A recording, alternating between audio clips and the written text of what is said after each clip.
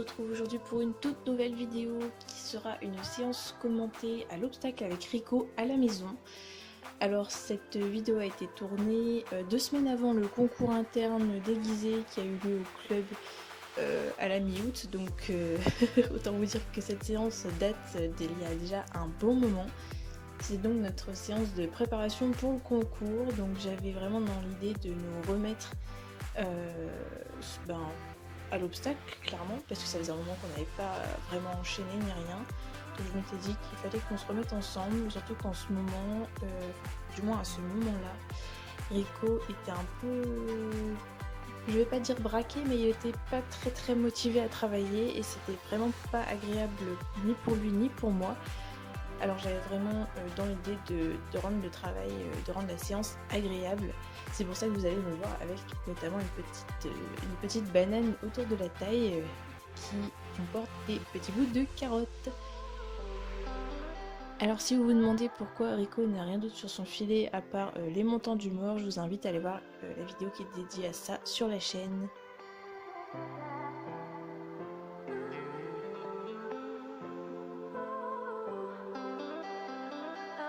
Donc on est parti, on commence par une détente classique, donc au pas, on teste les freins, la direction en essayant d'être le plus léger possible, qu'ils viennent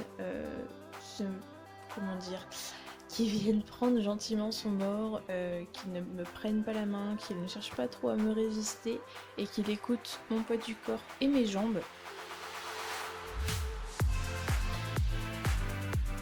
La plupart de mes arrêts, vous allez voir, ne sont pas très droits, mais il réagit assez vite à mes demandes.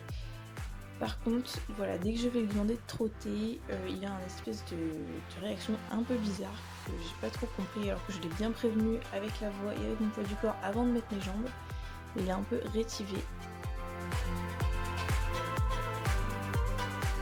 Là, j'ai carrément droit à un coup de cul, mais je n'ai pas réagi plus que ça. J'ai d'ailleurs rien fait. Vous avez vu que sur le coup d'avant, j'ai juste levé ma cravache, mais je n'ai absolument pas touché avec la cravache. C'était juste pour dire « Eh oh, je suis là, on bosse un peu ». Et là, vous allez voir que du coup, je n'ai plus du tout été embêtée, alors que je n'ai vraiment rien fait après son coup de cul.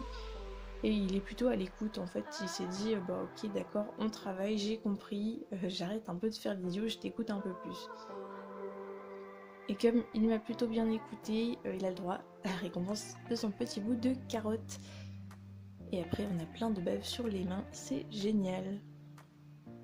Je cherche à ce qu'il vienne un petit peu se placer sur son mort, sans toutefois trop en demander. Je cherche vraiment à ce qu'il soit à l'écoute et léger.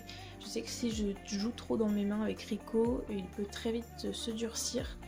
Donc je n'hésite pas à rendre les rênes et à faire en sorte qu'il écoute mon poids du corps.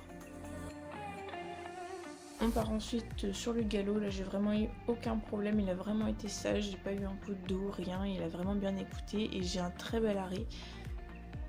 Donc je suis très contente parce que ça c'est quelque chose qu'au début je n'avais pas du tout avec Rico et depuis quelques mois ça s'est vraiment amélioré. Vous voyez que je ne touche pas à mes rênes, c'est vraiment juste mon poids du corps et la position, vraiment ma position qui font qu'il s'arrête. Même si c'est pas toujours très droit, l'intention y est et c'est tout ce qui compte. On travaillera après sur la rectitude.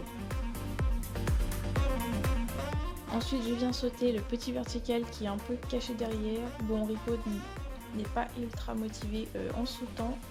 Je l'entreprends pas mal devant l'obstacle avec mes jambes, je suis obligée de m'agiter même un petit peu, c'était pas bien. Mais sinon il fait pas trop d'efforts. Et puis je le laisse un petit peu marcher parce qu'il faut pas oublier qu'il ne travaille pas beaucoup, donc l'endurance c'est pas trop ça. Et juste après il s'est un peu réveillé, il est parti au galop dans le virage, il a bien sauté. Puis après il regardait un peu ailleurs, je sais pas trop pourquoi, il avait dû voir un truc. Mais en tout cas il a super bien fait, j'ai même eu droit à un changement de pied en l'air alors que c'est pas trop son truc. Ensuite je viens sur le vertical un peu plus gros et ça passe pas, la foulée est arrivée un peu trop près, j'ai mal géré mon tournant parce que l'obstacle n'est pas sur la piste, il est un peu en décalé, un petit peu en tournant. Donc je remonte la barre, je reviens et ça passe super bien même si je m'agite un peu à la barre. Mais je félicite beaucoup car il a bien fait l'effort. et je décide de tenter le vertical et ça passe super bien. Ce vertical était à 85 cm. Donc je suis super contente, ça faisait longtemps qu'on n'avait pas sauté et voilà, franchement c'était vraiment trop top. Alors vous avez l'impression que ma détente est assez courte, mais ma caméra n'a pas filmé quand j'ai sauté. Il y avait un auxerre, je sais pas si vous l'avez vu à la détente, mais il y avait un auxerre sur la droite de l'écran. Et je l'ai sauté en détente plusieurs fois, j'ai fait plusieurs passages à main droite, à main gauche. Mais je sais pas ce que j'ai fait avec la caméra, mais ça n'a pas filmé. Donc je suis très triste, mais tant pis, c'est pas grave. Donc comme je n'ai pas de douche à la fin, on se sert de la méthode du saut tout simplement. Alors si vous avez un cheval qui n'apprécie pas trop l'eau, qui est assez sensible, ne reproduisez pas ça. Je sais que par exemple avec Ungaro, je ne peux pas faire ça, car il se sauve dès qu'il va me voir arriver et lever le saut, c'est juste pas possible. Mais Rico, il n'y a aucun problème, il aime beaucoup l'eau, donc c'est vraiment pas un souci. Et évidemment, voilà, faire les petits soins après. Donc voilà, j'espère que cette petite séance vous aura plu. Moi je vous dis à très bientôt pour une nouvelle vidéo. Salut tout le monde!